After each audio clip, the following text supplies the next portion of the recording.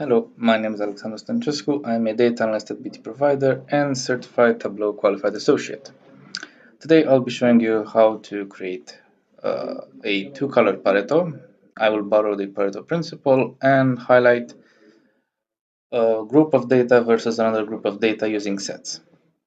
So before we start building the chart, let's create some calculated fields which we will need as we move along.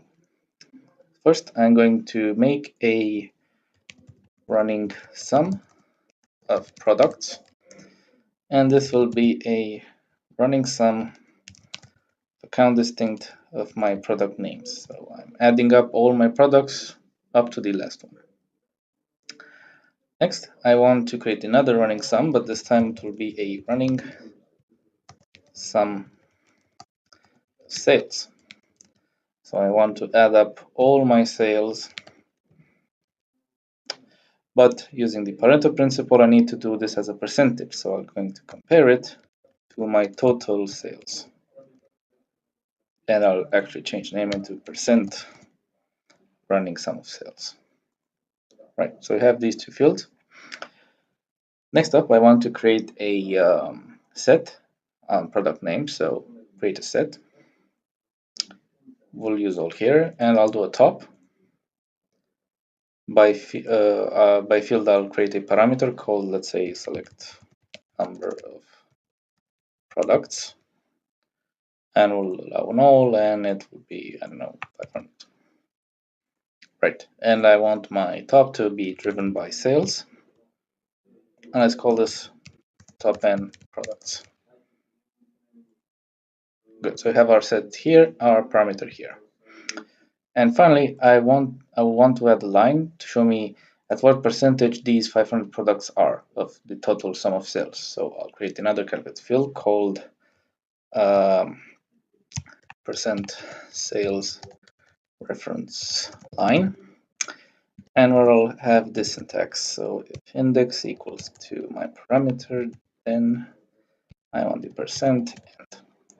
So index is a function that will run on each product, and when it will meet when the position of the product will be equal to the number I selected, then that will give me the point at which I want this reference line to show. So now we have all our fields. So let's start building the visualization. I'll begin with product name on detail. We get some dots, some squares, sorry. Now take top end products on color, and already we see they're colored based on if they're in or out of the set. Now we start making our axes for the Pareto. So we'll take products and put them onto columns. And then we take our sales, the percent running sum, and put it on rows. Now we get only, there are actually 2 points here, but they're overlapping. We need to, these are table calcs, so we need them to run on these two fields which are in our detail. So we right click one of them and we go to edit table calculation. Take specific dimensions and make sure they're running on product name and our top, but product name should be the first. And we do the same thing for the other one. And now we get something that looks like a Pareto. But you see there's blue and gray between. That's because we need to sort our product name. So let's right click the field and click on sort. And we want to sort this by a field, descending. And the field based on which it's sorted must be sales. And now this looks like a Pareto. Let's change this to an area chart and fit entire view. So now already I can see that, if you remember, our parameter was 500. Our 500 are close to 60% of the data, so 60% of sales is represented by our top 500 products. But I want to have a visual indication of this, so I'll go to Analytics and bring a reference line. First up, I'll bring a reference line for the product on the whole table. And this will target my parameter, so it will bring me the value 500. And I'll bring another reference line, but before that, sorry, I need to put my percent of sales reference here in the detail because I need to have it. And I need to also make sure it's computing the same. So using product name and in and out. It's a nested calculation, so I need to check both of them. It's okay. And now I bring again the reference line, this time on the other axis. Now I want my reference line to target a field called percent sales reference line and show the value. Okay.